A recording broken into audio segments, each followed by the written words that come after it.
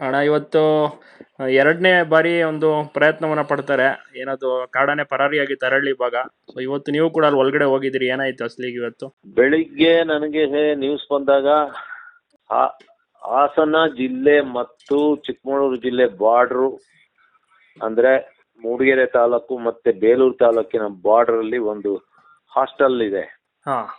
ಆ ಹಾಸ್ಟೆಲ್ ಅಂದ್ರೆ ಚಿಕ್ಕನಹಳ್ಳಿಯಿಂದ ನಾವು ಈ ಕಡೆ ಖನ್ನಾಪುರ ಆ ಕಡೆ ರೋಡಲ್ಲಿ ಅಲ್ಲೊಂದು ಹಾಸ್ಟೆಲ್ ಇದೆ. ಹಾಸ್ಟೆಲ್ ಹಿಂದ್ಗಡೆ ಕಾಡಲ್ಲಿ ಆನೆ ಇದೆ ಅಂತ ನಂಗೆ ಸುದ್ದಿ ಬಂತು.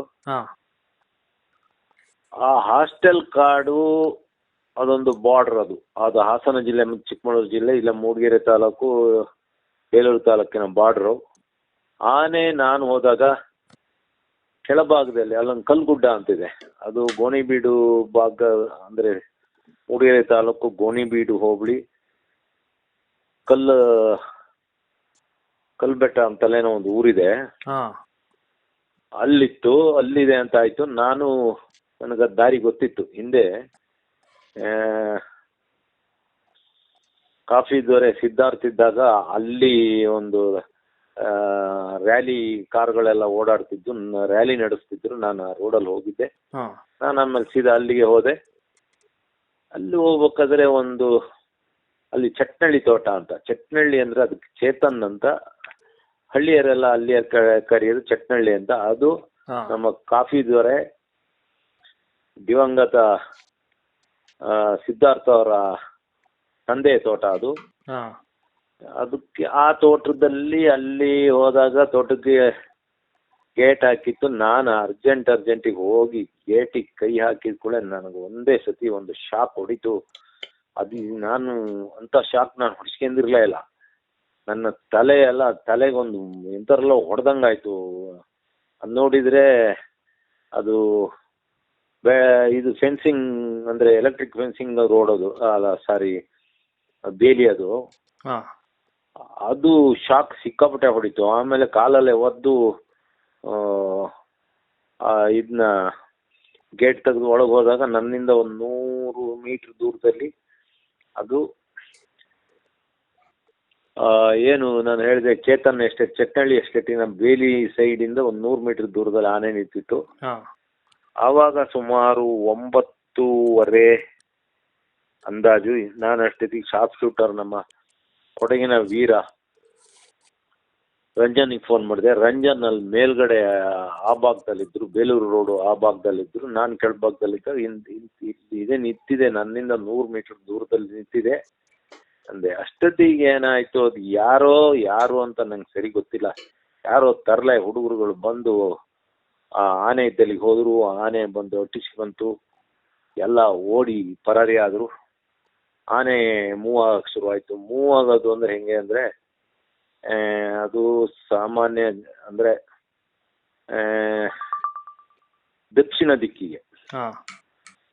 ದಿಕ್ಕಿನ ಕಡೆ ಆನೆ ಮೂವ್ ಆಗಕ್ಕೆ ಶುರುವಾಯ್ತು. ಅಷ್ಟೊತ್ತಿಗೆ ನಾವು ಓದು ನಮಗೊಂದು ಸುದ್ದಿ ಬಂತು, ಈಗ ಜನ್ನಾಪುರ ಮತ್ತು ಚಿಕ್ಕನಹಳ್ಳಿ ರೋಡ್ನ ಈಗ ಆನೆ ಕ್ರಾಸ್ ಆಯ್ತು ಅಂತ, ಅಂದ್ರೆ ರೋಡ್ ಕ್ರಾಸ್ ಮಾಡ್ತು ಅಂತ.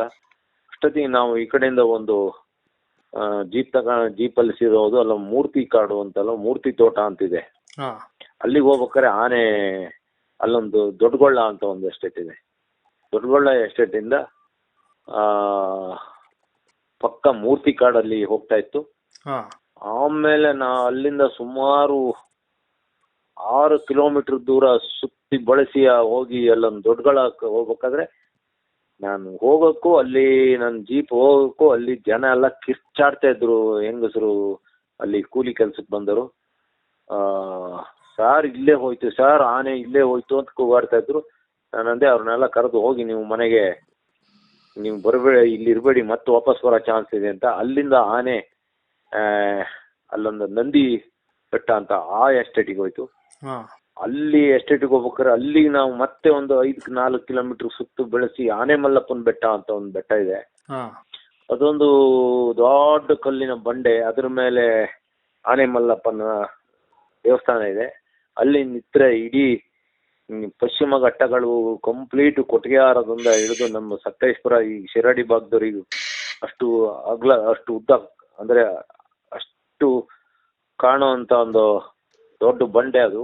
ಹಾ ಅಲ್ಲಿಂದ ಕೆಳಗಡೆ ಆನೆ ಹೊರಡ್ಬೋದು ಅಂತ ನಮ್ಗೆ ಅಂದಾಜು ಆಗಿತ್ತು. ಅಲ್ಲಿಂದ ಕೆಳಗಡೆ ಹೊಸಪುರ ಅಂತ ಒಂದು ಊರಿಗೆ ಹೋದು, ಅಲ್ಲಿ ಆನೆ ನಿಂತಿತ್ತು. ಆಮೇಲೆ ಆನೆ ನಿಂತಿತ್ತು, ಅದ್ರ ಪಾಡಿಗೆ ಅದು ನಿಂತಿತ್ತು ಆನೆ. ಆದರೆ ಆನೆ ಭಾರಿ ಕೇರ್ಫುಲ್ ಆಗಿತ್ತು. ಜೊತೆಗೆ ಅದಕ್ಕೆ ಅನ್ನೆದು ಎಲ್ಲ ಘಟನೆಯಿಂದ ಆನೆಗೆ ತುಂಬಾ ಅದು ಸಿಟ್ಟಲ್ಲೂ ಇತ್ತು, ಬೇಜಾರದಲ್ಲೂ ಇತ್ತು, ಸುಸ್ತು ಆಗಿತ್ತು. ಅದರದ್ದು ಕಾಲಲ್ಲಿ ಒಂದು ಹಗ್ಗ ಸುಮಾರು 30 ಅಡಿ ಉದ್ದದ್ದು ಒಂದು ದೊಡ್ಡದೊಂದು ನೈಲಾನ್ ಹಗ್ಗ ಇತ್ತು. ಆದ್ರೆ ಅದರೊಳಗೆ ನನಗೆ ಕಾಣ್ತು ಆನೆ. ಆದ್ರೆ ನಾನು ಭಾರಿ ತಲೆ ಬಿಸಿಲಿದ್ದು ಇದ್ದಿದ್ದು ದೊಡ್ಡದೊಂದು ಅದರ ಕುತ್ತಿಗೆಯಲ್ಲಿ ಇದ್ದಿದ್ದ ಹಗ್ಗ. ಅದು ಹಗ್ಗ ಬಹುಶಃ ಮಧ್ಯದಲ್ಲಿ ಯಾವ ಆನೆಗಳು ಸಿಕ್ಕಿದೋ ಇಲ್ಲ ಈ ಆನೆನೇ ಏನೋ ಎಸ್ದು ಬಿಟ್ಟಿದೆ ಅದನ್ನ. ಆದ್ರೆ ಕಾಲಿನ ಹಗ್ಗ ಮಾತ್ರ ಅದು ಕಾಲಲ್ಲೇ ತುಂಬಾ ಗಟ್ಟಿಯಾಗಿ ಇತ್ತು. ಆಮೇಲೆ ಆ ಆನೆ ಇದ್ದಿದ್ದು ಸುಮಾರು 1:30-2 ಗಂಟೆಗೆ ಸಡನ್ ಅಲ್ಲಿ ರೋಡ್ ಕ್ರಾಸ್ ಮಾಡ್ತು. ಎಲ್ಲರೂ ನೋಡ್ತಿದ್ದಂಗೆ ರೋಡ್ ಕ್ರಾಸ್ ಮಾಡಿ ಮತ್ತು ದಕ್ಷಿಣಕ್ಕೆ ಹೋಗಿ ಶುರು ಆಯ್ತು. ಅಷ್ಟೊತ್ತಿಗೆ ಅಲ್ಲಿಂದ ಮುಂದೆ ಹೋಗಿ ಇನ್ನೊಂದು ಅಡ್ಡ ರೋಡಲ್ಲಿ ಕಟ್ಕೊಂಡು ಅದು ತುಂಬಾ ಇಳಿಜಾರಾದ ಕಾಫಿ ತೋಟ ಅದು. ಅಲ್ಲಿಂದ ಮತ್ತೆ ಆನೆ ಅಷ್ಟೇ ಅಲ್ಲ, ಆನೆ ಎಷ್ಟು ಹುಷಾರಾಗಿತ್ತು ಅಂದ್ರೆ ಮನುಷ್ಯರು ಮಾತಾಡೋದು ವೆಹಿಕಲ್ ಸೌಂಡ್ ಕೇಳ್ಕೊಂಡು ಮುಂದುವರಿತಾ ಇತ್ತು. ಆಮೇಲೆ ಏನಾಯ್ತು, ಆನೆ ಮತ್ತೆ ವಾಪಸ್ ಹೋಗ್ಬೇಕಾದ್ರೆ ಒಂದು ಡಾಟ್ ಮಾಡ್ತಾರೆ. ಅದು ಏನಾಯ್ತು, ಡಾಟ್ ಮಾಡಿದ್ದು ಗಿಡಗಳಿಗೆ ತಡೀತು ಇಲ್ಲ ಏನಾಯ್ತು ಅಂತ ಗೊತ್ತಾಗ್ಲಿಲ್ಲ. ಆದ್ರೆ ಆನೆಗೆ ಮಾತ್ರ ಬೀಳಲಿಲ್ಲ. ಮತ್ತೆ ಅದೇ ಕಾಡಿಗೆ ಹೋಯ್ತು. ಅದೇ ಕಾಡಿಗೆ ಹೋದಾಗ ಆನೆ ಸ್ವಲ್ಪ ಹೊತ್ತು ಬಿಟ್ಟು ಮೇಲ್ಮುಖವಾಗಿ ಸಂಚಾರ ಮಾಡ್ತು. ಅಂದ್ರೆ ಮೇಲ್ಮುಖ ಅಂದ್ರೆ ಅದು ಪೂರ್ವ ಕಡೆಗೆ, ಅಂದ್ರೆ ಆನೆ ಮಲ್ಲಪ್ಪನ ಬೆಟ್ಟದ ಕಲ್ಲು ಬಂಡೆ ಕೆಳಭಾಗಕ್ಕೆ ಆನೆ ಪಾಸ್ ಆಗಕ್ಕೆ ಶುರುವಾಯ್ತು. ಅವಾಗ ಡ್ರೋನ್ ಅಲ್ಲಿ ಇದ್ ಮಾಡಿ ಹೋಗಿ ಭಾರಿ ನೀಟಾಗಿ ತುಂಬಾ ಅಗಲ ಇರೋ ಜಾಗ, ಯಾವುದೇ ಮರ ಗಿಡ ಅಡ್ಡ ಇಲ್ಲದಂತ ಒಂದು ಬಯಲು ಜಾಗದಂತ ಅಲ್ಲಿ ಆನೆ ಬಂದು ಹೊರಟು ಕೂಡ ಆನೆಗೆ ಡಾಟ್ ಮಾಡ್ತಾರೆ. ಆದ್ರೆ ಅದು ಗುರಿ ಮುಟ್ಟಲ್ಲ. ಅದು ಹೋಗಿ ಆನೆಯಿಂದ ಸುಮಾರು ಒಂದು 20 ಅಡಿ 10 ಅಡಿ ಕೆಳಗಡೆ ನೆಲಕ್ಕೆ ಬೀಳ್ತದೆ. ಅಂದ್ರೆ ಆ ರೈಫಲ್ಗೆ ಚಿಕ್ಕ ಗ್ಯಾಸ್ ಸಿಲಿಂಡರ್ ಒಂದು ಗ್ಯಾಸ್ ಫಿಟ್ ಮಾಡ್ಕೊಂಡಿರ್ತಾರೆ. ಆ ಗ್ಯಾಸಿನ ಶಕ್ತಿಯಿಂದ ಅದು ಸಿರಿಂಜು ಮುನ್ನುಗ್ಗೋದು, ಅದು ನೆಲಕ್ಕೆ ಬಿದ್ದೋಗ್ತದೆ. ಅಲ್ಲಿಂದ ಆನೆ ಪಾಸ್ ಆಗೋಕ್ಕೆ ಶುರುವಾಗ್ತದೆ. ಆವಾಗ ಹೆಚ್ಚು ಕಡಿಮೆ 3:30-4 ಗಂಟೆ.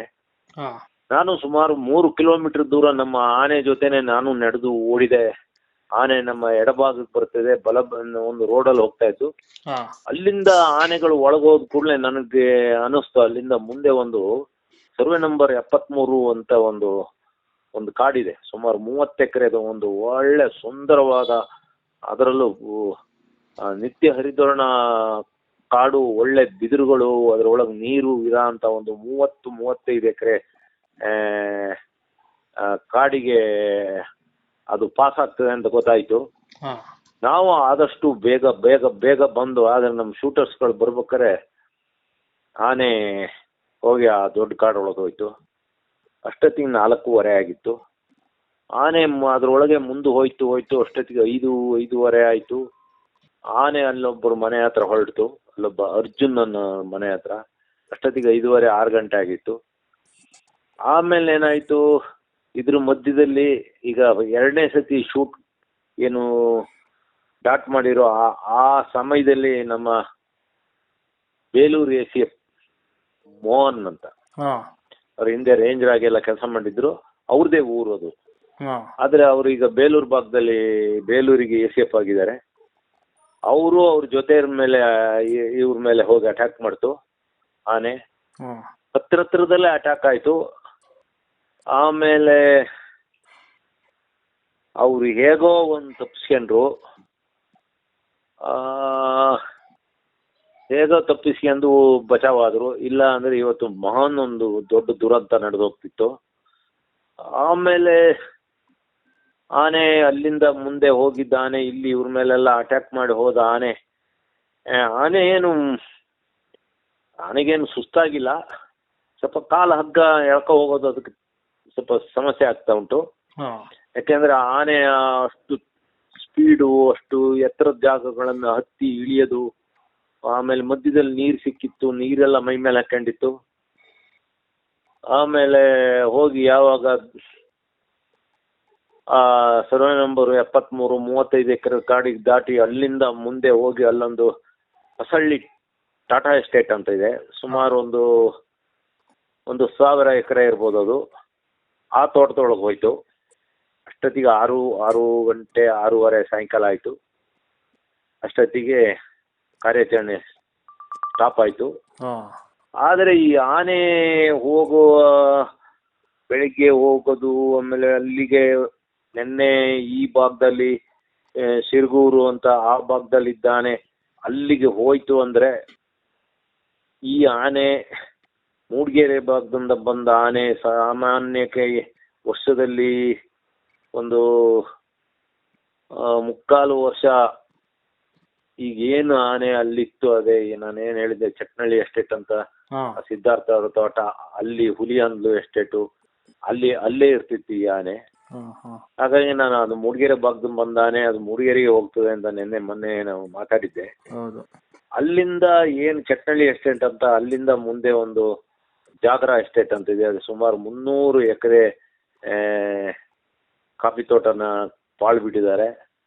ಅಲ್ಲಿಗೆ ಹೋಗೋ ಐಡಿಯಾ ಇತ್ತು. ಅಲ್ಲಿಂದ ಮುಂದೆ ಮೂಡಿಗೆರೆ ಹತ್ರ ಒಂದು ತತ್ಕೊಳ ಫಾರೆಸ್ಟ್ ಅಂತ ಇದೆ, ಸುಮಾರು 2000 ಎಕರೆ.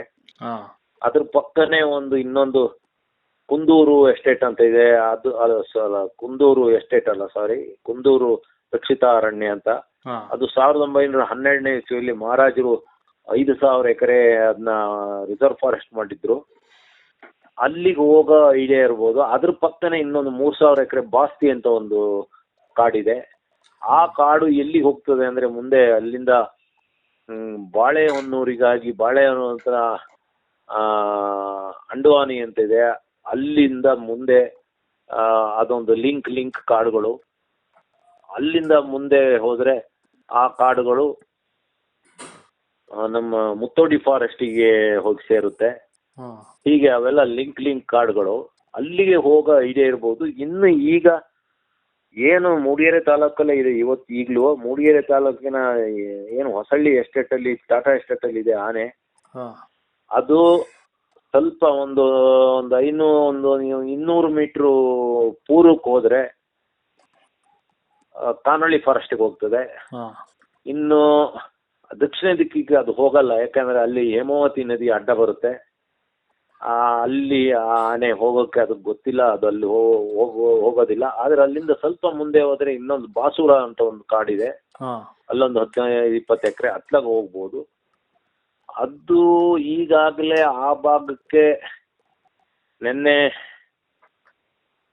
ಮೊನ್ನೆ ಈಗ 3 ದಿವಸದಿಂದ ಕೊಡಗಿನಿಂದ ಬಂದ ಕ್ಯಾಪ್ಟನ್ ಆನೆ ಬೇಲೂರು ಭಾಗದಲ್ಲಿತ್ತು. ಈಗೇನು ಬಿಕ್ಕೋಡು ಏನಿದೆ ಅಲ್ಲಿ ತೆಪ್ಪೋರ್ನಹಳ್ಳಿ ಹತ್ರ ಇದ್ದಿದ್ದು, ನಿನ್ನೆ ನೇರಾಗಿ ಬಂದು ಒಂದು 2-3 ಜನ ಸಹಚರನ್ನೆಲ್ಲ ಸೇರಿಸ್ಕೊಂಡು, ಹುಡುಗರನ್ನೆಲ್ಲ ಸೇರಿಸ್ಕೊಂಡು ಅವಂದೇ ಒಂದು ಟೀಮ್ ಮಾಡ್ಕೊಂಡು ಈಗ ಕಾನಳ್ಳಿ ಫಾರೆಸ್ಟ್ ಭಾಗದಲ್ಲಿ ಇದ್ದಾನೆ. ಇವತ್ತು ರಾತ್ರಿ ಏನಾರು ಆ ಕಡೆ ಹೋದ್ರೆ ಆ ಗುಂಪಿಗೆ ಸೇರ್ಕೊಂತಾನೆ ಈಗ ಹೋಗಿ ಈ ಸಿಂಗಲ್ ಕ್ವಾರೆ ಆನೆ. ಆದ್ರೆ ಒಂದು ಎಲ್ಲರಿಗೂ ಕೇಳುಗರಿಗೆ ಒಂದು ಹೇಳ್ತೀನಿ, ಈ ಆನೆ ಆದ್ರೆ ಇದು ಯಾರಿಗೂ ತೊಂದರೆ ಕೊಟ್ಟಿಲ್ಲ. ಹಿಡಿಬೇಕು ಒಂದು ಆನೆ, ಒಂದು ಲೆಕ್ಕಕ್ಕೆ ಜಮಾ ಮಾಡಬೇಕು ಅನ್ನೋಕೆ ಹಿಡಿಯಕ್ಕೆ ಹೋಗಿರೋದು ಬಿಟ್ರೆ, ಇದು ಸುಮಾರು ಒಂದು 16-17 ವರ್ಷದ ಆನೆ, ಒಂದು 8 ಅಡಿ 9 ಅಡಿ ಅಷ್ಟು ಇದೆ, ಸುಮಾರು ಒಂದು 2500 kg ಇರ್ಬೋದು. ತನ್ನ ಪಾಡಿಗೆ ತಾನು ಆ ಆನೆ ಕುಟುಂಬದೊಳಗಿದ್ದ ಆನೆನ ಈಗ ಹಿಡಿತಾ ಇರೋದು. ಆದರೆ ಸಾಯಿಸೋ ಆನೆಗಳು ಸಾಯಿಸ್ತಲೇ ಇದ್ದಾವೆ, ಅವು ಕದ್ದು ಕೂತ್ಕೊಂಡಿವೆ. ಈಗೆಲ್ಲ ನರಾಂತಕ ಅಂತ ಎಲ್ಲ ಕಡೆನೇ ಹಾಕ್ತಿದ್ದಾರೆ. ಅದಕ್ಕಾಗಿ ನಾನು ಈ ವಿಚಾರ ಹೇಳಿದ್ದು. ಇದೊಂದು ಪಾಪದ ಆನೆ, ಎದುರಿಗೆ ಒಂದೊಂದ್ಸತಿ ಯಾರ ಸಿಕ್ಕಿದಾಗ ಒಂದು ಶೋ ಮಾಡ್ತವೆ ಆನೆಗಳು. ಸುಮ್ಮನೆ ಒಂದು ಜೋರ ಬಂದಂಗೆ ಮಾಡಿ ಒಂದು 10-20 ಅಡಿ ಬಂದಿದ್ದೇ ನಿಂತ್ಕೊಂತವೆ. ಅದು ಎಲ್ಲವೂ ಮಾಡೋದು ಅದೊಂದು ಸಹಜ, ಅದು ಆನೆಗಳಿಗೊಂದು ಸಹಜ ಗುಣ ಇರ್ಲಿ. ಇವತ್ತು ನನಗನ್ನಿಸ್ತದೆ ಈ ಆನೆ ಮತ್ತೆ ಕಾನಹಳ್ಳಿ ರಿಸರ್ವ್ ಫಾರೆಸ್ಟಿಗೆ ಹೋಗಲ್ಲ ಅನ್ನಿಸ್ತದೆ. ನಾಳೆ ಜನ್ನಾಪುರ, ಚೀಕನಹಳ್ಳಿ, ಇಲ್ಲಾಂದ್ರೆ ಮೂಡಿಗೆರೆ, ಬೇಲೂರು ಆ ರಸ್ತೆನ ದಾಟಿ ಆ ಮೂಡಿಗೆರೆ ಭಾಗದ ಕಡೆನೆ ಹೋಗೋ ಚಾನ್ಸ್ ಇದೆ ಅನ್ನಿಸ್ತಿದೆ. ಇಷ್ಟ ಆಯ್ತು. ಇನ್ನು ಕೆಲವರು ಇವತ್ತು ಹೇಳ್ತಾ ಇದ್ರು, ಸುಮ್ಮನೆ ಕೆಲವರು ಅದು ಇದು ಏನೋ ಗಳಿಗೆ ಇವು ಎಲ್ಲ ಲೆಕ್ಕಾಚಾರ ಇರ್ತಾರಲ್ಲ, ಅವ್ರು ಹೇಳ್ತಾ ಇದ್ರು, ಇವತ್ತು ಅಮಾವಾಸ್ಯೆ ದಸೆಯಿಂದಲೇ ಆನೆ ಸಿಕ್ಲಿಲ್ಲ, ಇಲ್ಲ ಅಮಾವಾಸ್ಯೆ ದಸೆಯಿಂದಲೇ ಇವತ್ತು ಒಂದು 3 ಜನನ ಸಾಯ್ಸಕ್ ಮಾಡಿತ್ತು, ಹಾಗೆ ಹೀಗೆ ಅಂತ ಜನಗಳೆಲ್ಲ ಮಾತಾಡ್ತಾ ಇದ್ರು. ಇದೆಲ್ಲ ಮಾತು ಮಾಮೂಲಿ, ನಾವೆಲ್ಲಾರ ಒಂದ್ ಕಡೆ ಸುಮ್ಮನೆ ನಿಂತ್ಕೊಂಡು ಕೇಳಿಸ್ಕೊಳ್ಳೋದು ಇದೆಲ್ಲ. ಇವತ್ತು ಮೊನ್ನೆನೂ ನಾನು ಸುಮಾರು ಒಂದು 7-8 ಕಿಲೋಮೀಟರ್ ನಡೆದಿದ್ದೆ. ಇವತ್ತು ಸುಮಾರು ಒಂದು 5-6 ಕಿಲೋಮೀಟರ್ ನಡೆದಿದೆ. ಇವತ್ತಿನ ಕಾರ್ಯಾಚರಣೆ ಒಂಥರ ರೋಮಾಂಚಕಾರಿಯಾಗಿತ್ತು. ಊಟನೂ ಇಲ್ಲ ಆದ್ರೆ ನಿಮಗೆ ಊಟನೂ ಇಲ್ಲ? ನಾನು ಮೊನ್ನೆನೇ ಊಟ ತಗೊಂಡು ಹೋಗಿರ್ಲಿಲ್ಲ, ಇವತ್ತು ಊಟ ತಗೊಂಡು ಹೋಗ್ಲಿಲ್ಲ. ಆದ್ರೆ ಒಂದಕ್ಕೆ ಒಳ್ಳೇದಾಯ್ತು, ಒಂಥರ ಡಯಟ್ ಮಾಡ್ದಂಗಾಯ್ತು, ತೂಕ ಕಡಿಮೆ ಮಾಡ್ಕೋಬಹುದು. ಆಮೇಲೆ ಆದ್ರೆ ಅವತ್ತು ಕೆಲವು ಈ ಕ್ಯಾಂಪ್ ಫುಲ್ ವೈಫಲ್ಯನೇ ಕಾಣ್ತಾ ಇದೆ. ಯಾಕೋ ಏನೋ ನಂಗೆ ಗೊತ್ತಿಲ್ಲ. ಯಾಕೆ ಅಂದ್ರೆ ಅವತ್ತು ಹಗ್ಗ ಕಟ್ಟಾಯ್ತು, ಅವತ್ತು ಒಂದ್ 2-3 ಜನ ಮೇಲೆ ಎಲ್ಲ ದಾಳಿ ಮಾಡಕ್ ನೋಡ್ತು, ಅವತ್ತು ಉಳ್ಕೊಂಡಿದ್ ಕಷ್ಟದಲ್ಲೇ. ಇವತ್ತು ಅಷ್ಟೇ, ಅದೇ ಇಲ್ಲಿ ಯಾರೋ ನಮ್ಮ ಸಾರ್ವಜನಿಕ ಮಾತಾಡಂಗೆ ಇವತ್ತು ಅಮಾವಾಸ್ಯೆ ಅಂತೆ, ಅದಕ್ಕೆ ಆನೆ ಸಿಕ್ಲಿಲ್ಲಂತೆ ಅಂತ ಮಾತಾಡ್ತಿದ್ರು. ಇನ್ ಕೆಲವರು ಹೇಳ್ತಿರು, ಅಮಾವಾಸ್ಯೆ ದಿವಸ ಆನೆ ಮೇಲೆ ಇದಿರ್ತದೆ, ದೆವ್ವ ಕೂತಿರ್ತದೆ ಅಂತ. ಹಾಗಾಗಿ ದೆವ್ವ ಕೂತಿತ್ತು, ಅಮಾವಾಸ್ಯೆನೋ ಇಲ್ಲ ನಮ್ದು ವೈಫಲ್ಯನ. ಯಾಕೆಂದ್ರೆ ನಮ್ಮ ರೈಫಲ್ಗಳು ಗ್ಯಾಸ್ ಕಡಿಮೆ ಆಗಿ ಗ್ಯಾಸಿನ ಶಕ್ತಿಯಲ್ಲಿ ಅವು ಮುಂದಕ್ಕೆ ಚಿಮ್ಮೋದು, 2 ಜನ ಹೊಡೆದು 2 ಸತ್ತು ಹೋಯ್ತು. ಹೀಗೆಲ್ಲ ಆಗಿದೆ ಇವತ್ತಿಂದು.